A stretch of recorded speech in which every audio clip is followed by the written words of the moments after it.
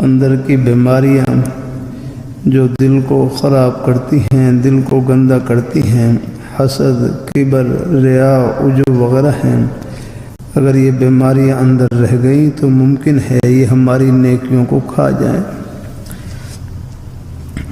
حسد کے متعلق حضور صلی اللہ علیہ وسلم نے فرمایا کہ ایاکم والحسد فإن الحسد یاکل الحسنات کما تاکل النار الحطب،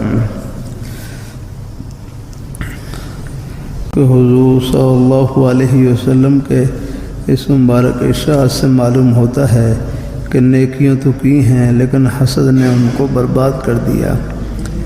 حسد سے اندر پاک ہو تو نیکیاں شمار ہوں گی، لیکن اگر اندر کی صفائی نہ ہو تو نیکیاں نہ بچیں گی۔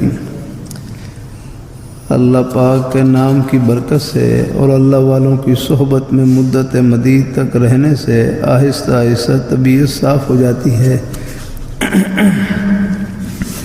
جس طرح ماں ہر وقت بچے کو ٹوکتی رہتی ہے، بچہ بائیں ہاتھ سے کھانا کھاتا ہے، ماں کہتی ہے کہ دائیں ہاتھ سے کھانا کھاؤ۔ بچہ آگ کو چھیڑتا ہے تو ماں منع کرتی ہے۔ انسان کی مثال بعینہ بچے کسی ہے کہ یہ غلطیاں کرتا رہتا ہے، ہادی بار بار متنبہ کرتا ہے، پھر اندر کی صفائی ہوتی ہے۔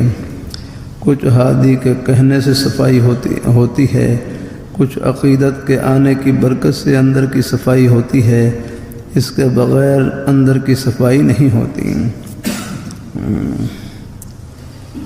کسی نے کہا ہے کہ خود سے نفس نہ گردد بسالہا معلوم، کہ اندر کی صفائی ہو جائے تو یہ اللہ تعالیٰ کا فضل ہے، اگر سال ہاں سال کے بعد بھی یہ نعمت نصیب ہو جائے تو اس کو غنیمت سمجھا جائے۔